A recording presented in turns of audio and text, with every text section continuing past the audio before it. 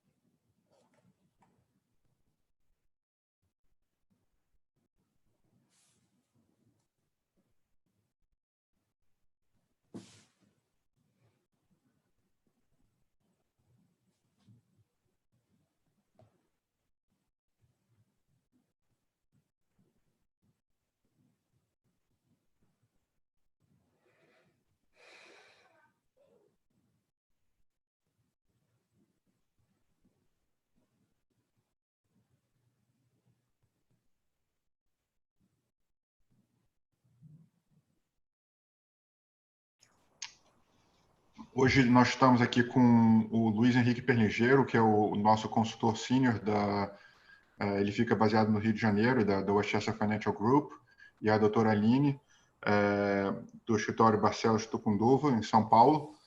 E a nossa ideia é conversar um pouco sobre proteção patrimonial em momentos de crise, olhando um pouco o lado legal, os aspectos legais. Nós já fizemos alguns bate-papos com outros escritórios falando sobre os aspectos econômicos, financeiros, mercado financeiro, e achamos que o caminho agora é conversar também um pouco sobre o lado legal do que está acontecendo e que vai acontecer. A nossa intenção é discutir um pouco e fazer um pouco de futurismo, como a doutora Aline falou, de tentar prever o que vai acontecer e como a gente pode se adaptar e se preparar para os eventos que vêm aí. Bom, para começar a conversa, a primeira pergunta que eu tenho é para a doutora Aline, que é com a atual crise, não só o governo do Brasil, mas quase todos os outros países estão gastando um volume imenso de dinheiro para sustentar suas economias, e o Brasil, especificamente, está gastando um volume bem alto das suas reservas, e nós acreditamos que o governo vai ter que arrecadar mais no futuro. Então, eu gostaria que você falasse um pouco sobre quais tributos podem aumentar e os projetos de leis que já estavam em andamento e que podem ser acelerados por causa dessa crise. Ok, então. Bom dia. Bom dia, pessoal. Bom dia, pessoal da Chester, Otávio, Luiz e Mauro. Obrigado pelo convite. Bom, o Otávio começou falando que a gente vai fazer um exercício aqui de futurologia. Essa futurologia tá fácil, né? Tá fácil porque tá fácil adivinhar. Tem alguns projetos, na verdade, que estão na mesa, tem várias mudanças que a gente está ouvindo, lendo pela mídia, e acho que alguns aqui são... eu arriscaria que esse ano realmente é algo que vai acontecer. O primeiro deles que eu queria comentar, que é um projeto que não é, na verdade, deste ano por conta de Covid, pandemia nem nada, não é por conta da crise, mas é uma adaptação. Na verdade, foi uma promessa de governo do Paulo Guedes, né? foi a revogação da não incidência do imposto de renda sobre o pagamento sobre dividendos, né? Dividendos oferidos tanto por pessoas físicas quanto pessoas jurídicas. Na verdade, isso daí é algo que o Brasil está tentando alçar voos mais audaciosos em termos de política internacional. Existem muitos países que já fazem esse pagamento de dividendos com retenção do imposto de renda. Só que se você pegar o imposto de renda incidente sobre esses dividendos pagos e você comparar com a alíquota efetiva praticada por esses países, você vai ver que a conta um pouco fecha. Porque, na verdade, a alíquota corporativa ela é pequena, tem várias possibilidades de você deduzir a base de cálculo, principalmente países europeus, e, de certa forma, você, contribuinte do imposto de renda, não é penalizado. Aqui no Brasil, infelizmente, a gente tem, sim, vários projetos de lei que propõem essa revogação dessa isenção, mas nenhum projeto de lei, curiosamente, propondo, na verdade, nenhuma redução de alíquota, nem do imposto de renda para pessoa jurídica, e também nada em relação ao imposto de renda da pessoa física. Existe uma intenção, na verdade, de você fazer um stretch, na verdade, das alíquotas progressivas do imposto de renda da pessoa física, chegar até os seus 35%, mas é uma intenção que não tem nada oficial, não tem projeto de lei, não tem nada, né? Então, assim, qual é o grande problema disso? A gente vai pagar para os impostos? Sim, mas também tem um problema institucional aí, porque o Brasil vai ficar mais caro. A alíquota do imposto de renda, por exemplo, dos Estados Unidos, em 2018, eles fizeram uma grande reforma tributária e que caiu para 20%. E a depender daquilo que você pratica, chega a 17%, 18%. A gente está praticando 34% de imposto de renda corporativo. Sabe qual outro país da América Latina que pratica 34%? Venezuela.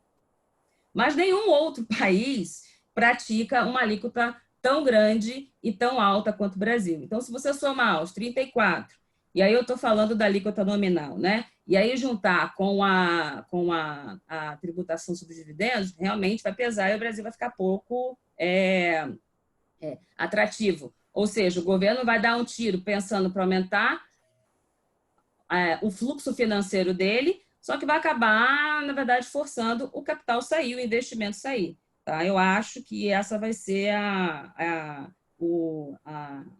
consequência disso tudo. Um outro imposto que eu acho, na verdade, que tem muito a ver com relação ao que a gente está discutindo aqui hoje, que é preservação de patrimônio e tal, é o ITCMD. Em alguns estados ele tem o nome de TD, outros estados de ITCD, mas na verdade é o mesmo imposto, que é um imposto estadual, que quem tem a competência para legislar sobre essa matéria são os estados, tá? E é um imposto que incide sobre heranças e doações, basicamente, né? Esse imposto, na verdade, os últimos 3 anos, mais ou menos, vários estados já começaram a melhorar, digamos assim, aumentar, digamos assim, o imposto sobre doações e herança. O Rio, por exemplo, já tem uma alíquota que chega a 8% e já é escalonado, vai de 0, 4, acho que 6, 8, e até chegar a 8%. E aí, o São Paulo, na verdade, que eu até pensava que ia ser o primeiro estado a puxar a fila, na verdade, tem um projeto de lei que entrou este ano e que está correndo, é um projeto da Lesp, e esse projeto de lei em São Paulo, ele precisava inovar e realmente traz uma inovação interessante e acho que até perigosa em termos de preservação de patrimônio. E veja, estou falando de projeto, que não significa que isso vai virar, mas é algo que para a gente poder estar no nosso radar. A primeira coisa é o seguinte, de fato, esse projeto de lei de São Paulo faz justamente essa mudança de alíquota, hoje está 4%, então vai chegar até 8%. Tem um aumentozinho na sua faixa de isenção, mas em relação ao projeto de lei, tem uma coisa muito, enfim, interessante, que é a questão de a base de cálculo desse imposto era em cima do valor venal, seja ele do valor do seu bem, digamos assim, do seu imóvel, o valor venal que você apura lá na hora. Agora, com esse projeto de lei, a intenção é você ter uma base de cálculo expressa, calculada sobre o valor de mercado, o que é um grande problema para pessoas que detêm, por exemplo, um patrimônio muito imobilizado.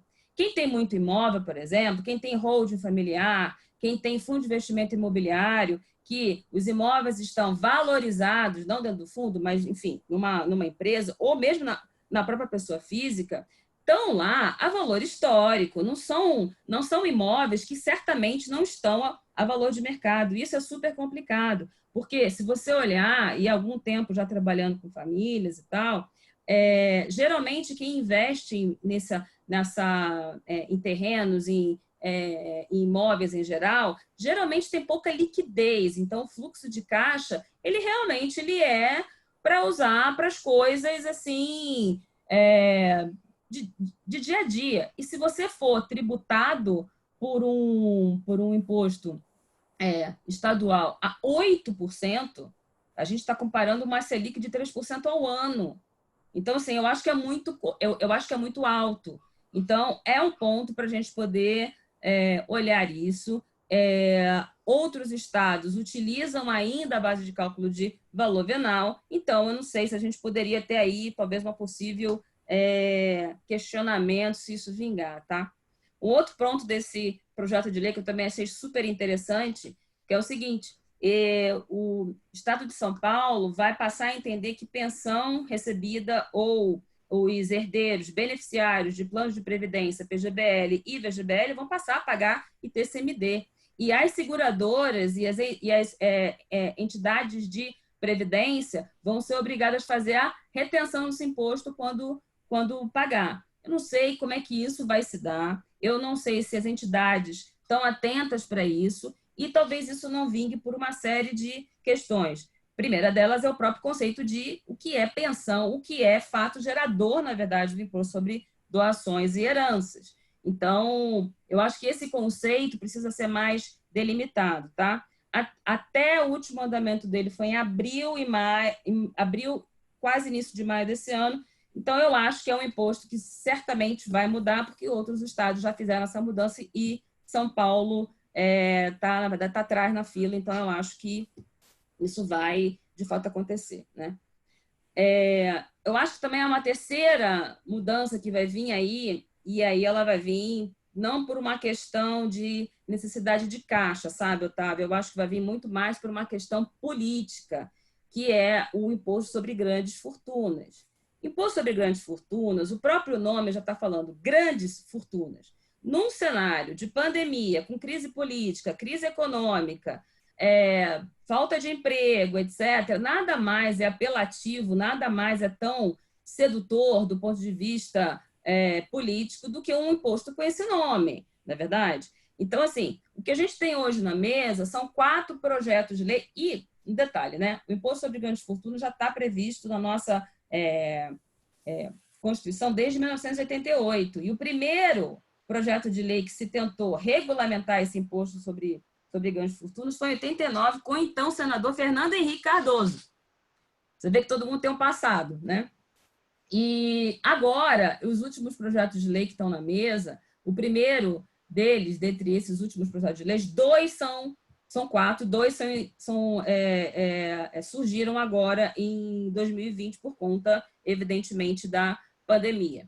Os outros anteriores, tem um em 2015, que eu acho que é o projeto mais completo, que é do senador Paulo Paim, e um de 2019, que é um projeto ok, não é tão completo assim, mas é um projeto a ser considerado, tá?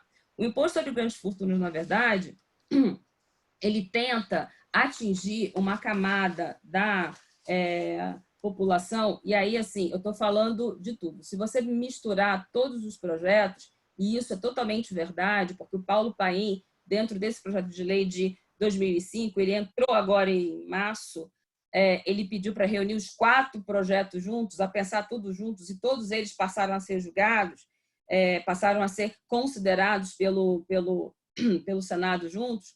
Então, eu acho que vai sair alguma coisa, um pouquinho de cada um mix de cada um, E o Paulo Paim tem, dentro das primeiras vezes que ele começou a falar sobre isso, ele falou o seguinte, olha, a gente tem um instrumento muito importante que é, na verdade, a declaração do imposto de renda da pessoa física, a declaração do imposto de renda da pessoa jurídica. Na época, a gente não tinha CF e tal. Então, ele fala, eu posso pegar esse instrumento e posso utilizar para atingir a camada que eu quero atingir, porque eu vou lá olhar o patrimônio. Se todo mundo está colocando o patrimônio que tem ali, dá para a gente ir além, dá para a gente atacar e dá para a gente cobrar. E por que ele falou esse discurso? Porque o imposto sobre grandes fortunas na Europa está em desuso. São poucos países que adotam.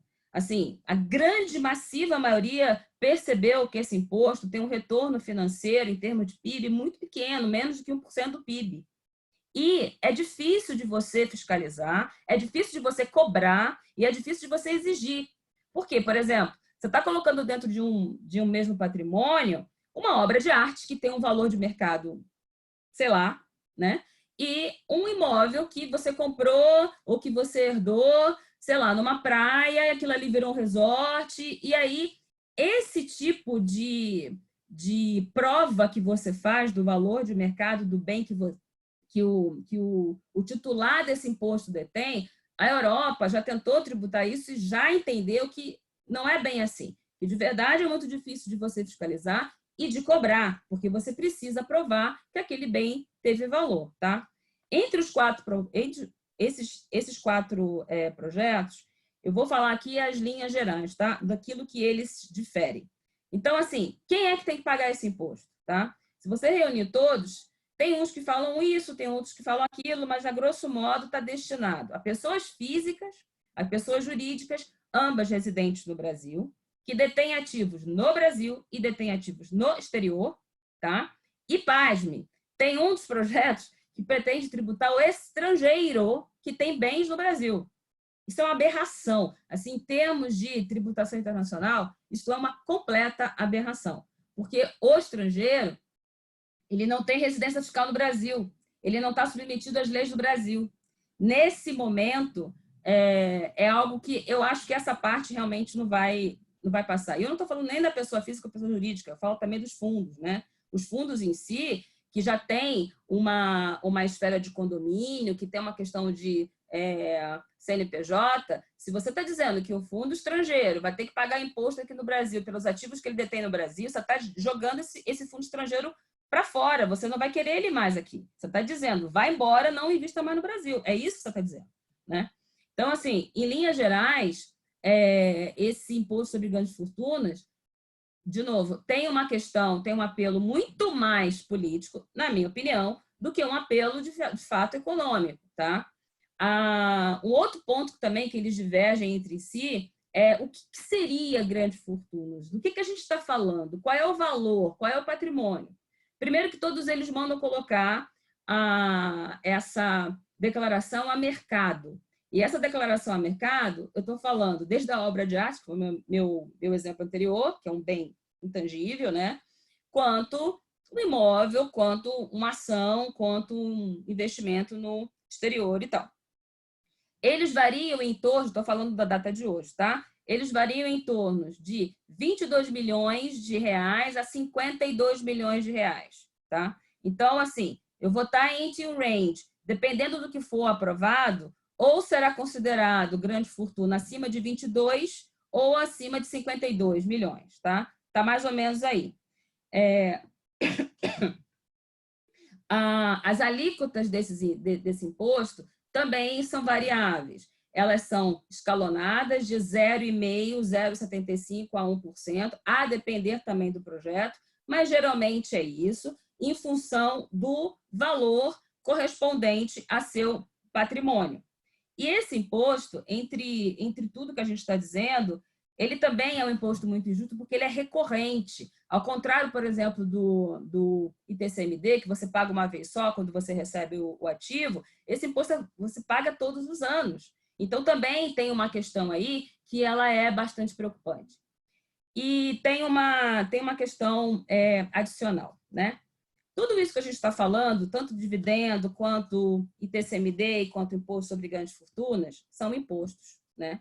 É um tipo especial de tributo que estão sujeitos à anterioridade.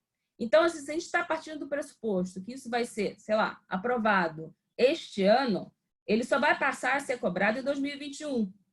Só que o governo aproveitou essa janela de Covid, de pandemia, etc., e um dos projetos de lei do imposto sobre grandes fortunas virou empréstimo compulsório sobre grandes fortunas, que é o projeto de lei de 2020, da senadora Elisiane, alguma coisa assim. Esse imposto, esse empréstimo compulsório sobre grandes fortunas, Aline, qual é a diferença do empréstimo compulsório?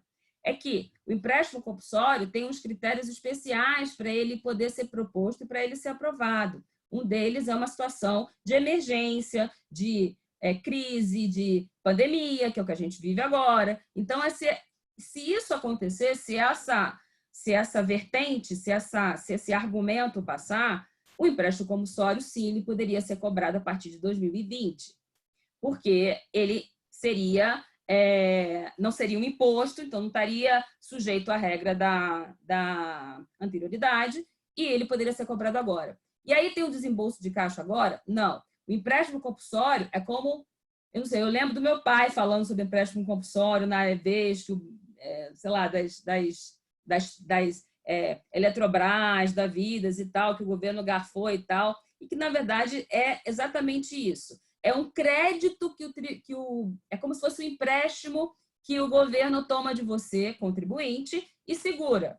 E aí, depois, você vai poder compensar isso com seu imposto de renda ou na forma de precatório. Na verdade, essa parte desse imposto, desse projeto de lei sobre empréstimo compulsório, ele está muito capenga porque ainda não tem muita regra de como isso vai ser pago pelo governo, de como isso vai ser considerado pelo governo, como isso vai ser devolvido e como você vai pagar isso, né? Então, isso depende ainda de uma regulamentação. Mas, basicamente, o que a gente está falando aqui são impostos que, sim, são tentativas que o governo está tendo para poder tampar um rombo fiscal, tampar um rombo rápido, de forma rápida, sem ter que se preocupar neste momento, porque também não tem base política, não tem base econômica para votar, coisas que, de fato, seriam sustentáveis a longo prazo, como, por exemplo, reforma tributária,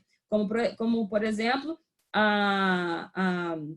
o fundo partidário, que está lá parado, que é um ponto importante da reforma política. Então, é muito mais fácil você tomar do contribuinte, porque você já tem as ferramentas para se fazer isso, né? Do que você, governo, fazer o trabalho de dentro de casa, até porque, enfim, diante do que a gente está, dificilmente a gente vai ter uma sinalização positiva, assim, da normalidade de votação de projetos, etc.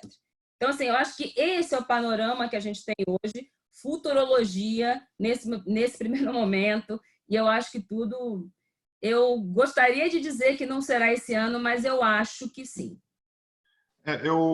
Esse assunto do imposto sobre grandes fortunas, ele me lembra, é preocupante porque ele me lembra muito da situação do imposto de sucessão aqui nos Estados Unidos, que é de 40% sobre o valor do patrimônio, né? Sim. E você tem muitas famílias que têm um patrimônio elevado, mas não têm liquidez. Então, Sim, famílias acabam tendo que liquidar imóveis, vender ações de suas empresas para poder pagar o imposto na hora que ele acontece. Bom, eu esqueci de avisar no início, se alguém que está assistindo quer fazer uma pergunta, uma pessoa já até se antecipou e botou uma pergunta aqui no lado no chat, ou também no QIA, na parte de baixo da tela, que aí eu passo essas perguntas para o Alexandre para responderem no final. O Pernigeiro, baseado nesse quadro que a doutora Aline mencionou, você vê alguma forma que as pessoas podem se proteger desses novos impostos, do que vem aí pela frente? Tá mudo. Bom dia a todos. Bom, a primeira frase de cara é que não existe seguro contra imposto, tá certo? Nós temos que botar isso na cabeça. Agora, é óbvio que você tem, olhando como nós temos hoje os mecanismos, não só no Brasil, mas nos outros países também, aspas, de internacionalização, e a gente sempre teve, não é agora porque está em coronavírus ou crise, a gente sempre teve aquela máxima de conversar com os nossos parceiros e clientes e perguntar, você tem afirmativa, você tem o teu patrimônio no Brasil, tem sua receita no Brasil, tem sua estrutura no Brasil, ou em qualquer país que você esteja, qual é o teu plano B? Isso é importante, né? Pessoas ter sempre um plano B, né? Não é por questões que em momentos de crise que você vai pensar em proteger, vamos dizer, o teu patrimônio. Na realidade, os mecanismos oficiais e legais que você tem hoje, que lhe permitem, de alguma forma, eu diria, mitigar um pouco o impacto de possíveis aumentos tributários, é justamente você usar os veículos legais que te possibilitem internacionalizar ativos. Então, por exemplo, hoje, qualquer pessoa, não na década, em 2000, 1900 e pouco, você tinha lá restrição para remessa de valores, etc. Mas hoje você pode, a qualquer momento, entrar no banco do seu relacionamento e abrir uma conta no banco lá fora e mandar como disponibilidade. Valor ilimitado. Você vai pagar aí o IOF 1,10 e vai mandar o teu dinheiro para fora, declarado, tudo direitinho. Quer dizer, você fazendo isso, você saiu, vamos falar, aspas, da ordem jurídica brasileira, o teu ativo já está em outra jurisdição, óbvio que ele está declarado no Brasil e óbvio, dentro do conceito de tributação em bases universais, ele vai estar ali, vamos dizer assim, disponível para tributação. Entretanto, quer dizer, normalmente, quando a pessoa pensa hoje em fazer um planejamento de internacionalização, ele olha, quer dizer, a gente recomenda que ele olhe o impacto justamente por esse conceito de universalização tributário que ele vai ter no Brasil, mesmo que o ativo esteja no exterior. Então, como pessoa física, ele vai ser tributado em qualquer ganho que ele tiver lá fora, seja rendimento ou ganho de capital. E vai ser tributado mesmo que não repatrie. Ou aluguel de imóvel, né? A gente viu aí com a crise do subprime, os brasileiros descobriram a Flórida, então tem muito brasileiro hoje com investimento em imóvel aí na Flórida, a gente inclusive tem muitos clientes nessa área, então, enfim. Agora, aí você começa a olhar as estruturas que possibilitam você, aspas, fazer essa internacionalização. Então, se você vai como pessoa jurídica e, portanto, você, em vez de na física, você constitui uma empresa estrangeira e ela, on the record, é que vai fazer negócio para você, já muda um pouquinho de figura. Porque aí você vai ser tributado aqui quando a sua empresa distribuir resultado. Então, o ganho que ela tiver lá fora, ou a alavancagem que ela tiver lá fora com qualquer nível de investimento, se ela não distribuir, você vai continuar aqui declarando o valor original que você mandou. Só para ter, quer dizer, aí vocês, prefeito de Receita Federal, prefeito de Banco Central, você tem lá o que você chama de capitais brasileiros no exterior, todo brasileiro que tem mais de 100 mil dólares, você tem que anualmente preencher a declaração eletrônica do Banco Central, dizendo qual é o tipo de ativo que você tem lá. O Banco Central depois, ele, inclusive, está disponível no site dele, ele solta o resultado. Em 2018, foi o último, 2019 ainda não tem, foram exatamente isso, 499 bilhões de dólares de brasileiros no exterior, dos quais 350, aproximadamente, foi investimento direto, ou seja, constituição de empresa, dos quais 64%, esse é o dado, em países com tributação favorecida, ou seja, centros offshore. Tudo certo, tudo dentro da lei. Por que eu estou falando isso? Porque aí você, como tem a tua empresa constituída numa jurisdição em que você é isento, vai ser isento do imposto, você só vai pagar, como eu disse, se a empresa distribuir. Ou, óbvio, quando você repatriar o dinheiro e fechar a empresa, se não tiver nenhum ganho, você vai pagar só sobre a variação cambial. Então, essas são coisas mais técnicas, mas estruturalmente falando, você tem, aspas, uma janela para poder eu não digo, não é você não pagar imposto, é você mitigar o imposto. Essa que é a realidade. Então, você tem muitas pessoas hoje que a parte do seu patrimônio, parte do seu ativo, aspas, está internacionalizado. E ela usando, dentro da lei, todas as alternativas que lhe permitem diferir imposto ou manter a estrutura sem um impacto tributário pesado, que nem a doutora Aline estava falando aqui. Eu queria só colocar essa questão, né, dessa distribuição assim, né, forçada que a gente tem, na verdade. Quando veio a lei 12973, isso foi super questionado porque por conta de dois grandes princípios básicos, que a lei do país aonde está o lucro gerado, né? E o Brasil não poderia, em tese, tributar antecipadamente algo que também vai ser tributado lá no país de origem. Então, você ficaria num gap. O Brasil tributaria forçosamente em 31 de dezembro a pessoa jurídica, não a pessoa física, a pessoa jurídica no Brasil, né? E como é que faz com o lucro que foi gerado no exterior da pessoa jurídica que já foi tributado no Brasil? Aí, se você olhar pelo olhar de Receita Federal brasileira vai falar, não, já tributei dinheiro já meu, mas peraí, o lucro foi gerado lá fora. Então, o lucro é daquele país. Aquele país, independentemente de ter tratado ou qualquer outra coisa, tá?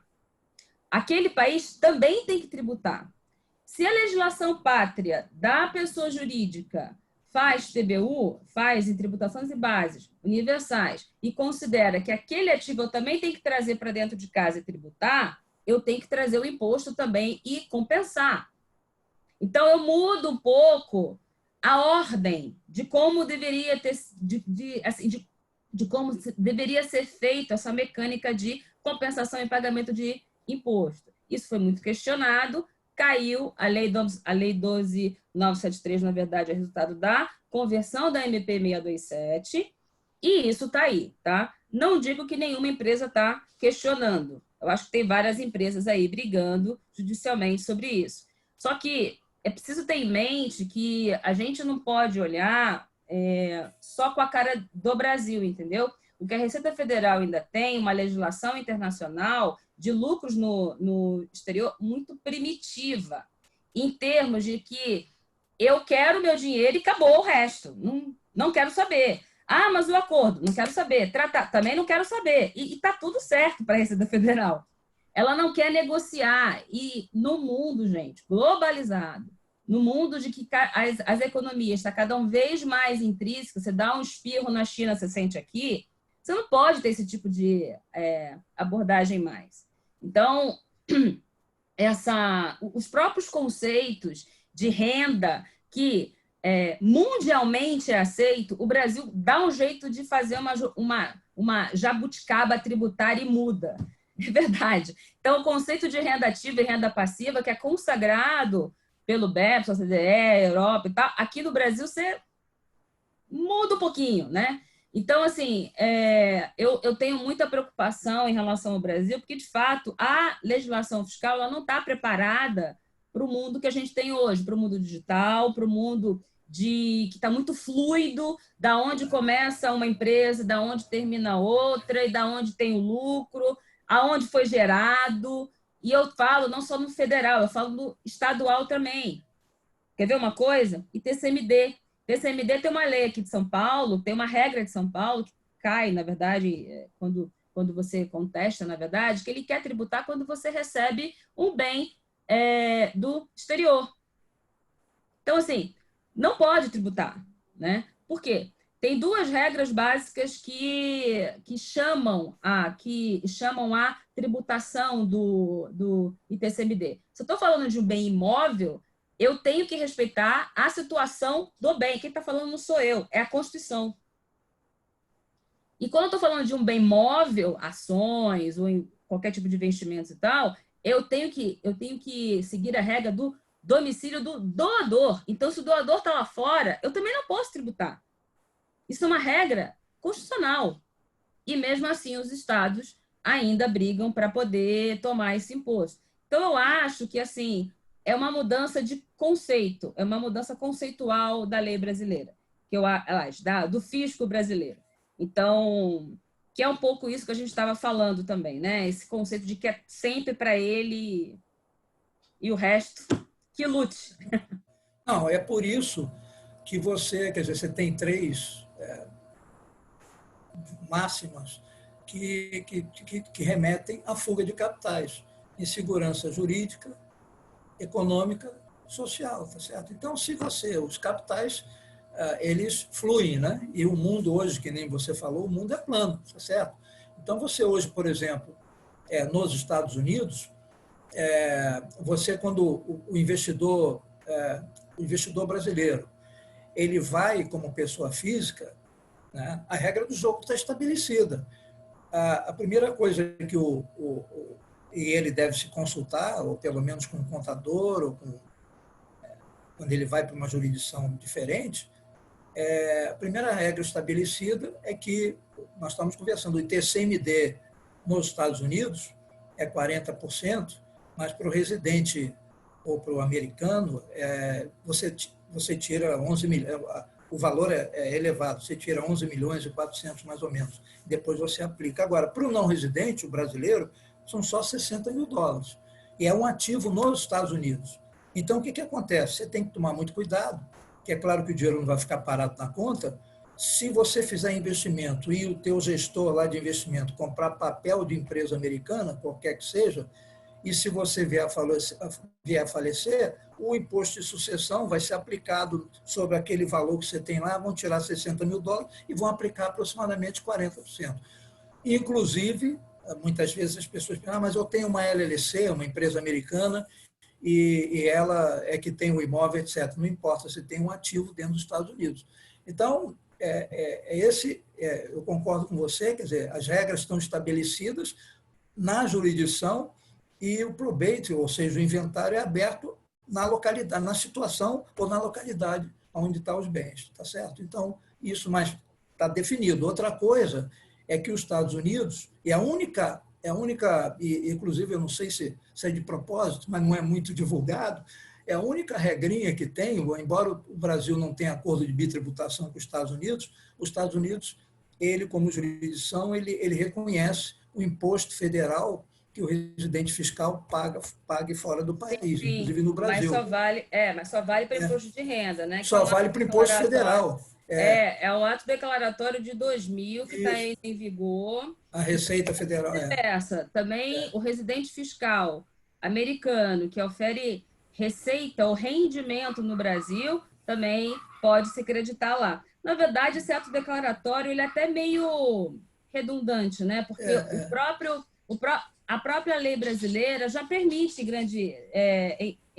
na sua totalidade a compensação de crédito pago no exterior, porque a gente, em tese, pelo menos do ponto de vista legal, a gente não bitributa a mesma renda, né? Independentemente de ter tratado ou não. Os tratados, na verdade, eles são bem interessantes porque você pode ter uma redução de alíquota na remessa e que, para alguns, isso é super importante, né, também, e que você pode ter também o tal do crédito presumido, né, que você pode considerar como sendo pago o crédito tal, e isso você pode pegar e tomar e usar para dentro de casa. E essa estrutura internacional acaba sendo financeiramente e fiscalmente muito interessante. Então, assim, eu acho assim, Luiz, hoje, sendo uma família, pessoa física, uma estrutura familiar, sendo uma empresa, não dá mais para você olhar só para uma estrutura no Brasil. Se você quer otimizar o seu custo fiscal, você tem que ter uma visão do todo. E eu acho que isso vai depender também da sua situação concreta, daquilo que você deseja para fins, assim, pensando em direito sucessório. O que você quer passar, né? O que você quer deixar. Se você quer ter uma atividade operacional ou você apenas quer fazer um investimento e proteger né? Ainda que economicamente, assim, politicamente isso seja possível, talvez financeiramente não, mas proteger o seu patrimônio de ser tributado ou arrestado aqui no Brasil e tal. Então, eu acho que é muito mais uma questão de você olhar o todo. Não dá mais para olhar para dentro de casa mais. Já faz tempo que não dá mais para olhar. E, Aline, também, a gente tem que lembrar que quando a gente fala de proteção patrimonial, a gente não está falando só de proteger contra imposto, contra o governo, né? Você Sim. tem, por exemplo, em momentos de crise agora, você tem empresas que estão entrando em falência aqui, e empresas que internacionalizaram, por exemplo, suas marcas, tiraram essa marca de dentro da empresa, é uma forma de você proteger provavelmente o maior ativo da sua empresa. Eu sei que o seu escritório especializa em marca. Não sei se você pode falar um pouco sobre esse assunto. Eu sei que tem tributação para pagamentos de royalties e de licenciamentos para marcas no exterior. Mas se a pessoa olhar isso como um pagamento de um seguro de proteção da sua marca, pode ser algo interessante. Você quer comentar um pouco sobre isso também? Sim, sim. Na verdade, assim, eu não vou falar sobre aspecto de marcas e patentes, porque realmente não é da minha área. Mas em termos de pagamento de royalties, é muito interessante. Porque, assim, o Brasil entende que tudo é royalties. Tudo, na verdade, você pode ser encaixado dentro desse contexto. E aí tem que fazer uma diferença que eu acho super importante, que é assim, o conceito de serviço internacional, de direito tributário internacional, tem o royalty dentro. Então, assim, é um conceito muito maior do que a lei brasileira entende. E o que a lei brasileira faz, na verdade, com o manto de tentar colocar isso como uma medida protecionista do ativo que foi gerado, do direito da propriedade industrial, intelectual no Brasil, é tentar fazer uma alíquota de royalties muito maior. Só que nesse caso, o que aconteceu? Como ele não pode tributar muito acima, porque ele acaba sendo pouco competitivo com os outros países, o governo reduz a alíquota do imposto de renda de royalties para 15%, mas ele cobra CID. Ele cobra o imposto interno, que é custo para quem está remetendo para fora. Então, na verdade, assim, se eu estou pagando royalties para o exterior, se eu estou remetendo royalties para o exterior, eu preciso analisar se esse royalty tem ou não vinculado uma assistência técnica envolvida nessa natureza desse rendimento que eu tô colocando para fora. E as empresas, que é o que você falou, se eu internacionalizei a minha marca e eu uso a marca que está lá fora, ela tem alguns instrumentos que ela pode fazer para tentar impedir esse cross-border. E aí eu estou falando o seguinte, se você está falando de empresas do mesmo grupo, também tem que atentar para a regra de transfer price, aquela coisa toda. Mas, se ela está pagando royalties para o exterior, não significa, tirando o PIS e COFINS que ela não vai pagar, não significa que ela vai ter, do ponto de vista de imposto de renda, algo mais benéfico, tá? Ela até pode tomar o crédito quando ela mandar lá para fora do imposto de renda, porque ela pode fazer o gross-up do imposto, assumir esse custo e tributar no Brasil, né? Aliás, e compensação no Brasil. Se reembolsar. Só que se a empresa no Brasil, por exemplo, tem prejuízo fiscal, para que ela vai querer isso? Então, assim, não existe uma regra, muito detalhe e não existe uma regra definitiva para o caso. Cada caso vai depender muito, porque não pode olhar só do cross-border, tem que olhar também o efeito dentro de casa, entendeu? Eu acho que aí é aquele negócio, volta a dizer, o seguro, né? Quer dizer, qual é o prêmio de seguro que eu pago para proteger um ativo desse? Então, tem um case internacional, que isso foi publicado já há algum tempo, que há muito tempo atrás o Bernard Arnault, lá, o CEO, dono do grupo Louis Vuitton, ele fez um ataque hostil na Bolsa de Paris em cima da família da Hermès, né? E ele estava o quê? Ele estava atrás da marca, né? Óbvio, que era o ativo mais valioso. E aí a família segregou a marca numa estrutura offshore e acabou, né? Entendeu? Esse é um case, mas ali específico, né? Uma coisa muito legal, assim, mas tem alguns países que são bastante atrativos para você fazer registro de marca lá e você poder formar uma espécie de trading companies e que você tem vários private rulings que você pode usar e tudo e tal. Hoje, num cenário de BEPS, está tudo muito igual entre os países da Europa, isso cai bastante. Mas existem empresas. Mas existem empresas ainda, existem países ainda que ainda são atrativos para fazer esse tipo de estrutura envolvendo marca. Eu vou baixar um pouco a bola aí para o pessoal entender. Você falou 2 vezes em BEPS, que é o CDE. Explica para a turma aí o Base Erosion, que isso é importante. É o Base Erosion Profit Sharing, que na verdade, assim, tudo que você tem hoje de direito tributário internacional nasceu da Europa, mais especificamente da Holanda e Luxemburgo, que foram os 2 países que começaram a entender um pouco mais, onde tem mais tempo, onde já praticam mais essa questão de renda oferida nos países, aonde cada parcela desse lucro, que país vai poder morder e tal. Então, assim, o BEPS, na verdade, veio por conta das empresas de Luxemburgo, que são empresas eminentemente financeiras, né? E que todo mundo percebia que se movimentava um volume muito grande de dinheiro, só que isso não era convertido para Luxemburgo.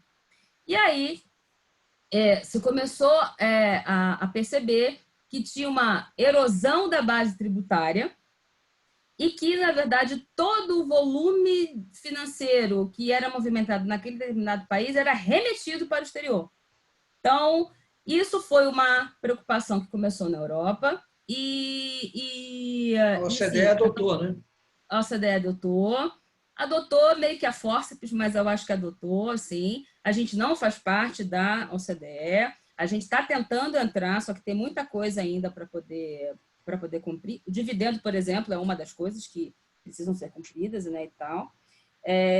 Mas é uma tentativa de você equilibrar o lucro gerado naquele país, para que não seja totalmente distribuído para o exterior e aquele país onde você gerou o lucro, ele seja prejudicado porque ele não fica com uma parcela desse lucro para ele. A grosso modo é isso, tá? Tem vários detalhes, é uma coisa inúmera, dá para fazer um dia inteiro falando de BEPS aqui, mas eu acho que a grosso modo é isso. Tá bom. Tá mudo. Nós já estamos com 45 minutos aqui. Eu acho que a gente devia começar a responder algumas das perguntas que o pessoal mandou. Tá? A primeira, eu vou pela ordem que chegou aqui. Tá? Talvez não faça muito sentido, a gente vai ficar pulando de um lado para o outro, mas eu acho que é mais fácil para a gente conseguir responder todas. A pergunta, se você pode falar um pouco mais, para eles entenderem um pouco mais sobre o imposto sobre a distribuição de dividendo. Sim, sim. Os dividendos, desde 1996, com a lei de 95, eles se tornaram isentos, tá? Então, é o artigo 10 da 9249, que é uma lei de 95, ele isentou todo dividendo que é distribuído por uma pessoa jurídica, isso quando a pessoa jurídica paga para o seu acionista, pessoa física, ou cotista, né? Pessoa física ou pessoa jurídica, que são esses beneficiários. Por que isso? A ideia, na verdade, de 95 foi: eu já tributei esse lucro na empresa, então, quando você recebe, ele tem que estar líquido de imposto, tá? Então, essa era a intenção em 95. Todos esses projetos de lei que estão em vigor, e um deles, que é o que está mais na linha de frente aqui, que é o projeto acho que do senador Cajuru, ou ele está votando, não sei o que, é um projeto de 2019, na verdade. Ele pretende simplesmente revogar esse artigo 10º, né? Então, os dividendos passam a ser tributados, a alíquota de 15%, é uma retenção do imposto de renda na fonte, tá? Para as pessoas físicas, isso vai ser uma antecipação, que eu vou pegar esse imposto que foi retido e vou incluí-lo na minha declaração de ajuste anual e vou compensar com a minha base tributável. Para as pessoas jurídicas que são tributados pelo lucro real, isso também vai ser uma antecipação. eu vou pegar esse dividendo retido, vou incluir na minha base de cálculo e vou compensar. E para as pessoas jurídicas tributadas, com lucro presumido e simples, é definitivo, não tem como você compensar. Então, assim, grosso modo, é isso. Não tem maiores detalhes, não. Tá. A segunda pergunta que veio apareceu quando o Perlingeiro estava falando sobre o imposto de sucessão nos Estados Unidos e sobre a criação de uma LLC, um Limited Liability Company nos Estados Unidos para deter um imóvel ou uma conta bancária. E a dúvida que ficou é como proteger o ativo se na LLC, o que adianta constituir essa pessoa jurídica, então, nos Estados Unidos? Olha, aí, mais uma vez, depende de caso a caso. Nós temos casos de clientes nossos que têm LLCs com imóvel embaixo. E, basicamente, o porquê disso é porque uma das letras é liability, responsabilidade.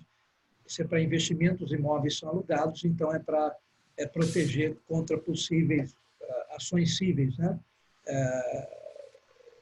Responsabilidade civil em cima do imóvel. Mas o que se recomenda, e como você tem um ativo nos Estados Unidos, você não está isento de se aplicarem o imposto de sucessão sobre você como membro da LLC. O que se recomenda é que você tenha uma empresa estrangeira sendo dona da LLC. E aí a LLC fazendo negócio nos Estados Unidos. Agora, dependendo do que você vai fazer lá, você pode ter a offshore sendo dona do teu investimento direto ou dona do teu imóvel. Mas aí você tem, como a gente não tem um mundo ideal, quer dizer, sendo uma offshore dona do imóvel, e se você amanhã ou depois ou dona do ativo e você realizar lucro, aí você tem uma penalidade que quando você for remeter para offshore, você vai pagar o que se chama de branch tax, que é 30%, que é pesado. O Otávio aí pode explicar melhor. Então, você tem que ter um equilíbrio entre o que você está fazendo de planejamento sucessório e tributário, né? Entendendo essas nuances da jurisdição. É isso, né, Otávio? Por favor. Isso. A próxima pergunta é um pouco longa, tá? Então vamos lá. É para a doutora Aline. O Estado do Rio de Janeiro publicou no último dia 17 a Lei 8795 de 2020 para alterar a lei do ICMS e disciplinar a sujeição passiva na hipótese de operações com bens e mercadorias digitais. Ah, sim. Ou não, ou de prestações de serviços realizadas por plataformas eletrônicas. Qual é a posição do escritório de repassar a obrigação do recolhimento do ICMS para empresas prestadoras de serviços, recolhedores do ISS? Trata-se de ineficiência do Estado de fiscalizar ou de uma resposta à crise atual para aumentar a arrecadação? Eu acho que tem as duas coisas aí. Na verdade, assim, é um pouco fora um pouco do tema, mas é o seguinte, essa lei do Estado do Rio de Janeiro, e tem outros estados também que estão fazendo a mesma lei, que na verdade já publicaram na mesma lei, tá? Parecida, foi o seguinte, esse ano começou a ser obrigatória a entrega da DIMP, que é uma declaração vinculada às empresas de meio de pagamento. Então, é uma declaração das instituições de meio de pagamento. Essa DIMP, na verdade, o que os fiscos estaduais, eu estou falando sério, estaduais, ICMS, querem é o seguinte, o consumidor que compra uma mercadoria e na verdade, sujeito à tributação do ICMS, que ele não seja, na verdade, que ele não deixe de pagar este ICMS. Então, os estados perceberam, nos últimos 2 anos, que, na verdade, essa regra veio há uns 2 anos atrás, na verdade, passou a ser obrigatória esse ano, que falou o seguinte, olha, a gente está percebendo que o mercado eletrônico está aumentando muito, então vamos fazer as empresas que trabalham no meio de pagamento nos ajudarem a gente fiscalizar? Ótimo, então teve uma portaria CAT, teve, na verdade, um convênio com o FAS, depois veio uma portaria, e esse negócio começou a ser vinculado na mídia, e as empresas que são instituições de meio de pagamento que trabalham dentro desse mercado eletrônico passaram a ser obrigadas a entregar a essa declaração, essa DIMP que eu estou falando.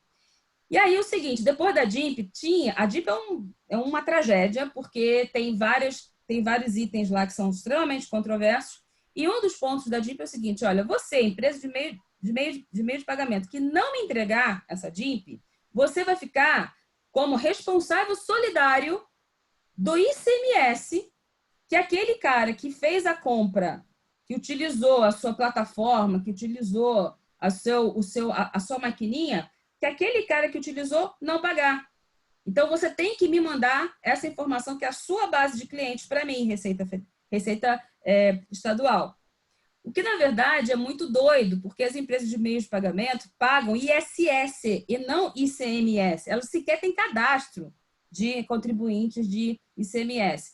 E, enfim, é uma loucura e tal. Pegando esse gancho da DIMP, veio a lei do Rio de Janeiro e falou o seguinte, inclusive, se você não pagar, eu vou te responsabilizar por esse não pagamento. Aliás, se você não me entregar, eu ainda acho que você está vinculado como responsável pelo pagamento do ICMS, sim. Bom, qual é a posição do escritório? É um absurdo total.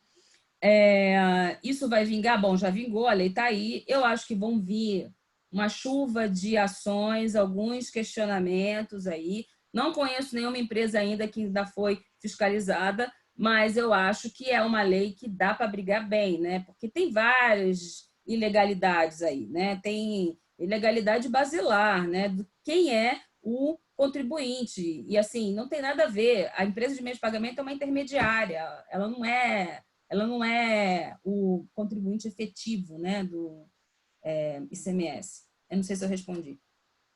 Eu acho que sim. A gente está chegando a quase 1 hora, então vamos chegar aqui. Tem duas perguntas que são sobre ITCMD, então eu vou juntar as duas, tá?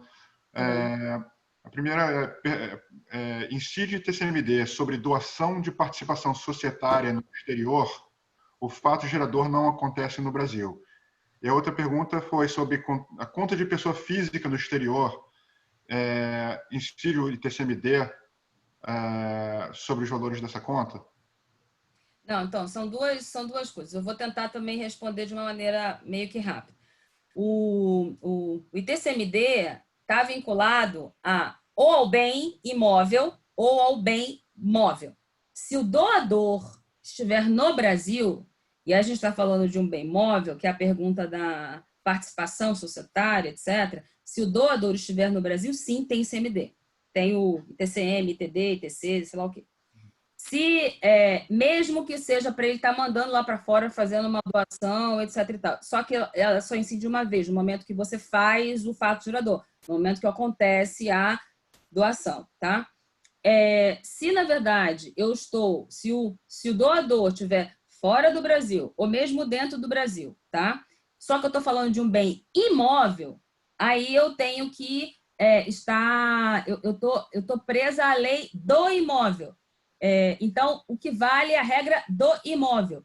E a legislação brasileira não tem competência para tributar o que está lá fora, porque está vinculado à situação do bem, à residência do bem imóvel. Imóvel, tá bom? Então, assim, tem que atentar, primeiro, eu tenho que fazer uma separação do que é imóvel e do que é móvel e verificar onde é que está o doador. São esses dois critérios que precisam observar para incidência de ITCMD. E a doutora Aline, na pergunta aí, parece que ela está dizendo sobre ITCMD, sobre conta de pessoa física no exterior, não é isso, Otávio? E aí, nesse caso, a conta da pessoa física está lá, não é pertinente o ITCMD, tá certo? Não, porque está lá fora, né? Não sei, assim, se eu estou mandando de mim para mim mesmo, eu não estou doando para ninguém. Eu estou apenas transferindo um dinheiro. Isso, não, a conta é sua, Aí ele a faleceu. Conta é minha. Ele faleceu, vai por. Inclusive, eu estou dizendo isso por analogia. Nós tivemos um caso, Otávio sabe disso, a autoridade fiscal americana, o banco informa, né, Otávio, o falecido para que haja o imposto se for não residente, para que haja o devido recolhimento lá fora, não é isso? Da conta, né? Então, é isso aí. E, inclusive, eu me lembro, muito tempo atrás, nós tivemos um caso que até remeteu a um recurso especial aí em São Paulo, no STJ, dizendo que, nesse caso, não incidiria. Mas foi um caso específico que a gente... O que tem muito também, só te interrompendo, que eu acho que é super importante isso, que é o seguinte, existe uma diferença aqui que a gente precisa tratar, que é o seguinte, uma coisa é o imposto sobre doação e outra coisa é o imposto de renda. Então, são duas esferas completamente distintas e vinculadas à mesma coisa. Quando eu coloco o dinheiro lá fora para alguém, ela pode estar submetida às regras daquele lugar pelo imposto de renda. Do imposto sobre doação é no Brasil, porque eu sou doador e estou aqui no Brasil. Então, são duas esferas diferentes, tá? Então, isso que precisa estar muito claro. A doação é de caráter irretratável. Se eu doer, eu não posso pegar isso nunca mais de volta. E eu acho que essa, às vezes, é uma dificuldade de também provar, né? Que foi o ponto que eu acho que a gente não falou, né? Se tem essa dúvida, pode entrar em contato com o escritório ou com vocês aí no Brasil, ou conosco aqui, para discutir um pouco mais esse assunto, que realmente é um assunto complexo e tem várias alternativas. Muito. Deixa eu ver vai aqui. De estado para estado. Sim. Não só de estado para estado, como também onde estão os ativos, que tipo de ativo, onde estão os herdeiros. Então, assim, é um assunto inventário, bem complexo, né? Então, acho que não é para responder aqui em 5 minutos. Então, mas a gente está disposto a conversar mais sobre isso em outro momento. Deixa eu ver aqui. Deixa eu ver.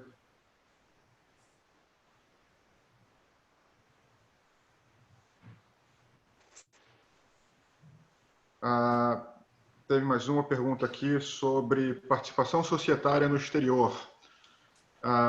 Bens no exterior que são, tipo, participação societária, objeto de testamento no exterior, ele deu como exemplo Bahamas ou BVI, serão partilhados segundo a lei do país do testamento.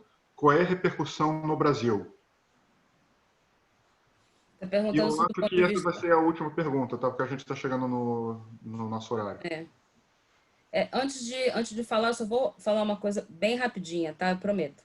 Teve uma solução de consulta esse ano, que foi a solução de consulta 41 ou 47, se não me engano, 2020, que falou sobre o trust no Brasil, né? Lá falou sobre ITCMD também, e a pergunta foi sobre ITCMD e foi sobre imposto de renda, né? A Receita, tanto estadual quanto federal, ela ainda não tem um posicionamento assim, muito bem firmado em relação a esses conceitos dessas estruturas familiares, tá? Então, aquilo que é fundação, o que é trust, etc. e tal, são conceitos que ainda estão sendo internalizados pela Receita. Isso é super importante falar, né? E, agora, participação societária, aí já é uma outra questão que não envolve patrimônio, na verdade, familiar. É muito mais uma questão de você verificar se, assim, várias coisas envolvem aqui, né? Que se a empresa é controlada ou ela é controladora no Brasil, e inventário, que foi essa última pergunta que você falou, Otávio, aí eu não sei se a dúvida é só fiscal ou também tem outras questões envolvidas. Fiscalmente, você precisa respeitar, se for bem imóvel, a lei da onde está se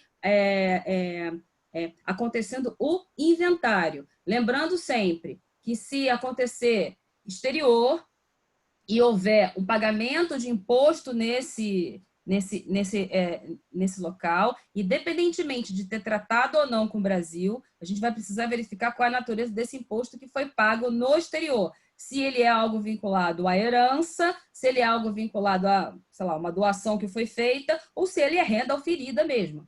E aí, isso vai determinar completamente como você vai, quais são as suas futuras implicações fiscais que você vai ter no Brasil quando você trazer esse imposto, quando você nacionalizar esse valor, né? Então, vai depender de grande parte do que foi acontecido, o que se determinar lá fora. E mesmo assim, a Receita pode dizer que não entende completamente diferente, que vai tributar e acabou e não quero saber. Mas aí cabe é o nosso trabalho de brigar pelos nossos clientes. Exato, exato, exato. Tá bom, então eu queria agradecer a todos pela presença novamente. Nós estamos gravando o webinar e vamos colocar no YouTube para se alguém quiser compartilhar com algum amigo ou algum familiar, vai ter acesso pela internet. Eu coloquei no chat aqui os nossos e-mails também, para se alguém tiver alguma pergunta que queira fazer para os palestrantes. Então a gente acaba por aqui. Eu espero que todos fiquem saudáveis, seguros e a gente se vê em breve. Obrigado aí, Juan. Obrigada, gente. Tchau, tchau.